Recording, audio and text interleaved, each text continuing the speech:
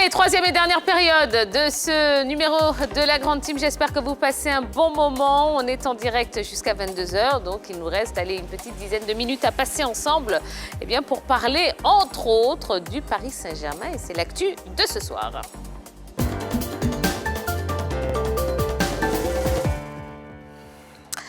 Et pour en parler, Dorgelès et Yves Boris sont de retour sur le plateau de la Grande Team.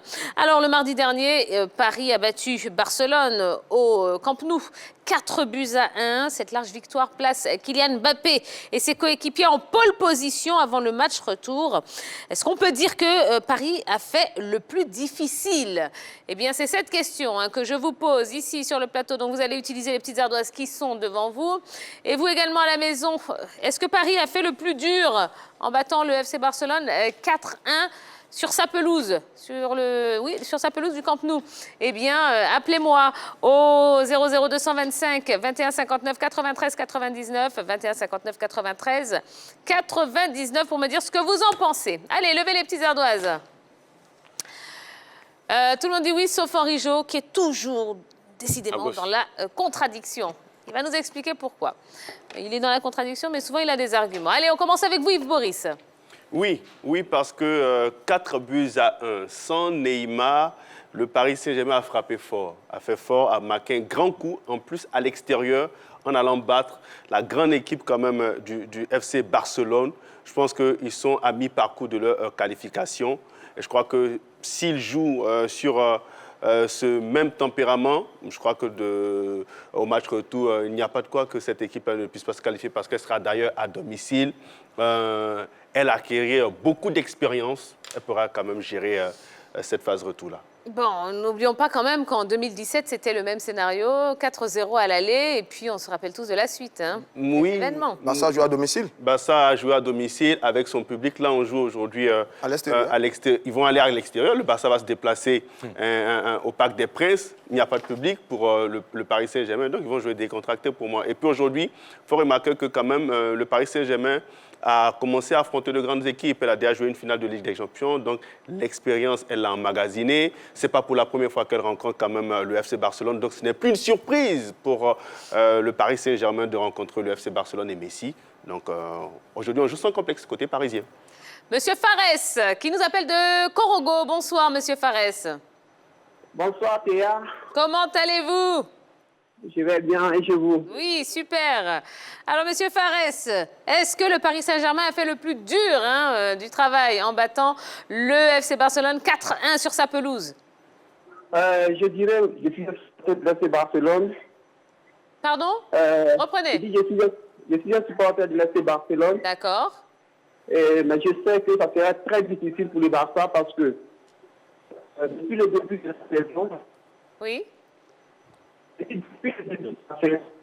Ah, Monsieur Fares, la ligne n'est pas très bonne, on ne vous entend pas bien malheureusement.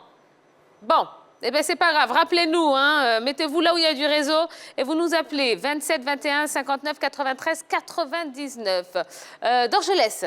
Tia, 4 après la remontada, la fameuse remontada, bien sûr, l'équipe du Paris Saint-Germain s'impose 4-1, on va dire, pour cette équipe du Barça.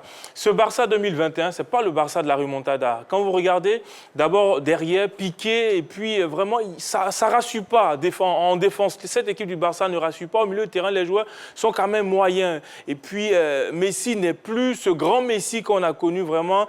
Il va vers la retraite. Donc, après cette équipe, bon, je ne dirais pas émoussé, mais après, cette équipe ne rassure pas dans le jeu. Et puis, le Paris Saint-Germain a fait le coup sans Neymar. La direction Port-Bouët, et c'est M. Yao qui est avec nous. Bonsoir. Bonsoir, madame. Comment allez-vous, M. Yao? C'est M. Yapo, je vais très bien. Yapo, d'accord, pardon. Alors, M. Yapo, est-ce que le PSG a fait le plus difficile après ce 4-1 au Camp Nou? Oui, je dirais oui. Le PSG a déjà fait le plus difficile. Voilà. Compte tenu de l'année 2017, ce que nous avons vu, c'était à PSG que le match a débuté. Oui. C'est ce qui a fait que le Barça a pu remonter. Mais aujourd'hui, on joue au Barça le premier match. Le retour, c'est à Paris Saint-Germain. Donc, tout est déjà gagné. D'accord. Vous ne pensez pas que le Barça peut créer l'exploit une fois de plus? Non, non, non, non. C'est plus le Barça que nous connaissons depuis 2015 jusqu'à 2017. Aujourd'hui, le Barça n'est plus le même Barça. Donc, je pense que le PSG a tous les chances de son côté. D'accord, très bien. Merci, Monsieur Yapo. Passez une bonne soirée. Alors, Orijo, vous êtes le seul à avoir dit non, Paris n'a pas fait le plus dur. Ah oui, parce que déjà depuis pas mal d'années, je dirais 4 ans, nous sommes habitués à ce nouveau mot, la remontada. Il y a eu la remontada de l'AS Roma face au FC Barcelone. Il y a eu la remontada de Barcelone face au Paris Saint-Germain. Même un peu plus loin, il y a eu le Milan AC, après avoir battu Deportivo de La Corogne 4-1, a été battu au retour 4-0. Donc au football, tout peut arriver. Maintenant, Dorgelès a évoqué un joueur, le nom d'un joueur qui est très important pour moi, Piqué, qui revenait de blessure. Il revient 3 mois de blessure. Il est titularisé dans le match et ça a été le maillon faible dans ce match face au Paris Saint-Germain. Maintenant, le retour, on n'aura pas le public tout comme au Camp Nou. Voilà, et ça sera comme un match à l'extérieur, donc ça ne compte pas vraiment. Et Barcelone, en tant que grand club, en tant qu'institution, après avoir été humilié à domicile, quand même, peut venir chercher quelque chose. Même si l'équipe est malade, même s'il y a pas mal de choses qu'il faut corriger, mais nous avons 3 semaines entre le match aller et le match retour. Beaucoup de choses peuvent se passer. On a eu, avant ce match, les blessures de quelques joueurs du côté du Paris Saint-Germain, notamment de Neymar. Qu'est-ce qu'on sait pour le match retour? On verra ce qui va se passer, mais voilà, tout n'est pas encore fait. On a coach Koulibaly au téléphone. Bonsoir, coach. Oui, bonsoir, madame. Comment allez-vous? Oui, je vais bien. D'accord, vous nous appelez d'où? Oui, j'appelle à Boboté. À Boboté, très bien. Oui. Alors, coach, est-ce qu'on peut dire que le PSG a fait le plus difficile? Effectivement, le PSG a fait le plus dur. Parce que le Barça d'aujourd'hui n'est pas le Barça d'hier. Le PSG a fait le plus dur. Je pense que le match de retour sera très difficile pour le Barça de marquer au moins de marquer 3 buts au PSG sans que le PSG ne marque. Voilà. D'accord. Très bien. Eh ben, merci beaucoup. Voilà. Merci, coach, de nous avoir appelés. Allez, Roger. Non, le Paris Saint-Germain a fait le plus difficile, évidemment. 3 éléments. D'abord, le score 4-1, c'est un score important. Réalisé à l'extérieur, c'est un score important pour l'équipe du Paris Saint-Germain. Ensuite, la qualité du jeu. C'est un pari d'un grand soir avec Kylian Mbappé et Kéan qui ont été magnifiques sur leur côté. Verratti a assuré dans le milieu de terrain. Kipembe et Marquinhos ont été magnifiques dans l'axe central de la défense du Paris Saint-Germain. Et puis, le 3e élément, c'est le Barça. Un Barça inquiétant. Et le Barça, vous voyez les phases de jeu, vous voyez le Barça, tous les joueurs du Barça marchaient sur le terrain. Mais à une époque, non, c'était le Barça qui faisait marcher tout le monde. Il y a quelques joueurs qui sont un peu dépassés par les événements. Piqué et l'Anglais sont dépassés par les événements. Le premier but, c'est un coup de rein de Kylian Mbappé dans l'axe de la surface de réparation. Le deuxième but, c'est un ballon dans le dos de la défense du Barça, ce qui n'arrive pas aux Barcelonais. Ce sont eux qui ont l'habitude de donner ce type de correction aux adversaires. Et là, le Barça est tellement inquiétant qu'on se rend compte qu'ils auront vraiment du mal à renverser la vapeur face à cette équipe du Paris Saint-Germain qui a été exceptionnelle.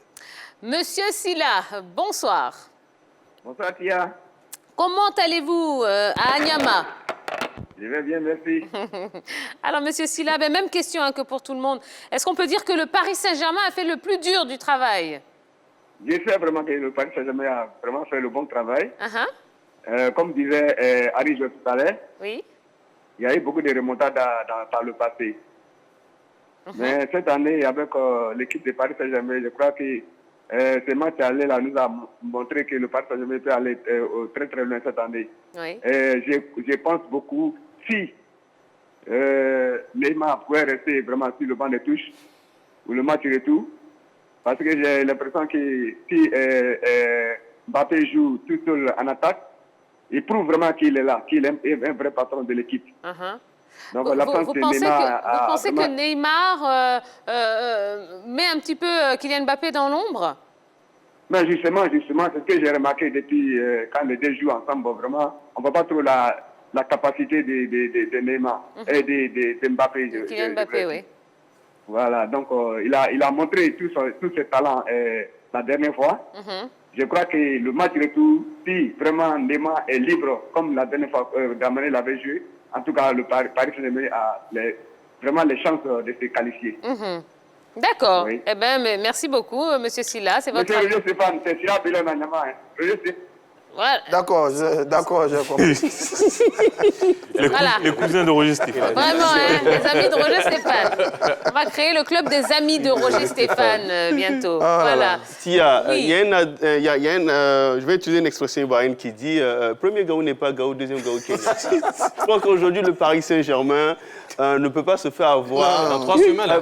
Oui, dans 3 semaines quand même. Aujourd'hui, le Paris Saint-Germain a grandi. C'est plus la petite équipe des années de 2011, 2012, 2013 qui avait du mal à gérer quand même ses rencontres.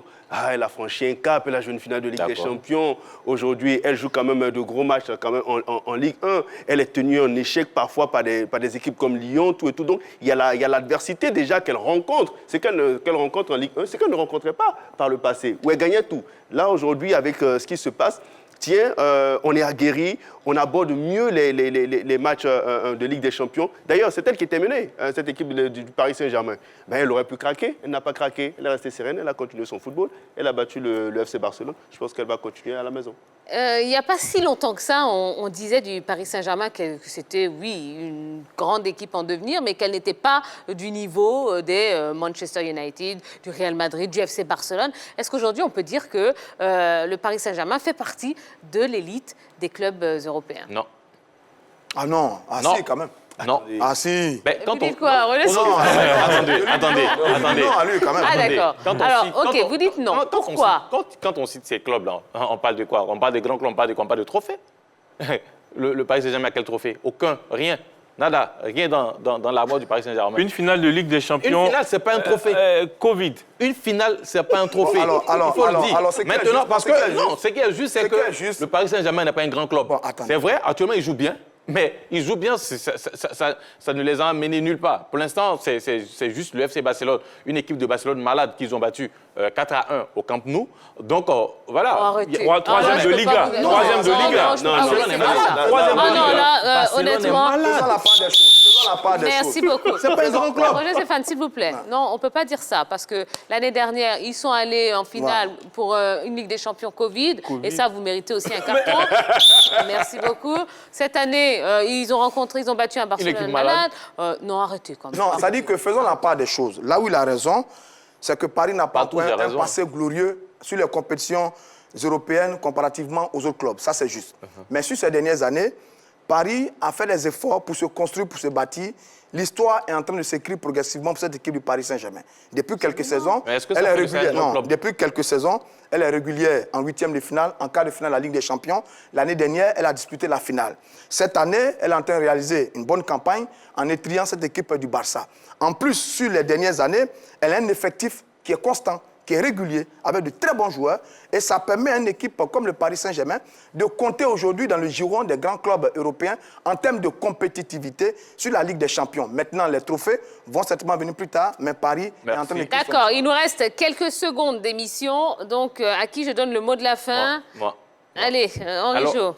toujours sur la même équipe du Paris Saint-Germain, n'oubliez pas qu'en phase de poule, elle doit sa qualification parce que Manchester qui a vendangé sa chance au dernier moment parce que Mais Manchester, attends, je vais terminer, il restait c'est deux de matchs. cette adversité dont je parlais. Non, mais ce n'est pas une adversité, c'est parce que Manchester n'a pas joué à fond sa qualification. Manchester United, Finalement, Paris s'est qualifié. Oh, arrêtez. Alors là, vous méritez. Allez, Manchester United. taisez-vous jusqu'à la fin de non, mais l'émission. Paris, Elle n'a pas joué sa Taisez-vous qualification jusqu'à à la fond. fin de l'émission. Henri Jo, aujourd'hui, Et là, vous aussi, taisez-vous quand je parle. Merci, monsieur.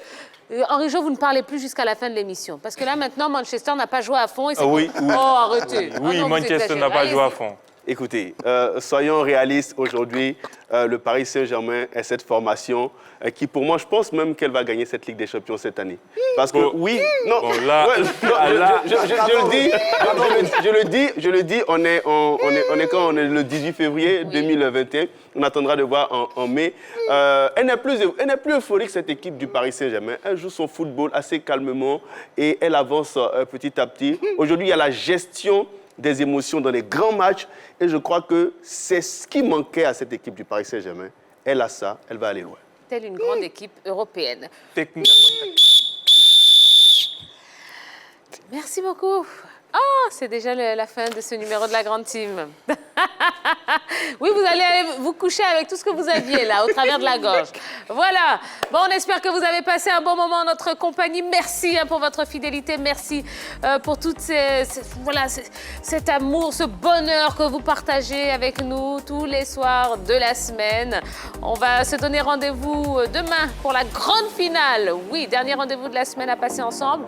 Une fois de plus, on prendra l'antenne à 18h30 puisque, je vous rappelle qu'on couvre la CAN U20. Donc, une belle rencontre et ensuite, on se retrouvera avec un très bel artiste pour la grande team, le MAG. Voilà, allez passer une bonne soirée, reposez-vous bien et à demain à 18h30 sur la 3. Bisous, bisous. Bye bye.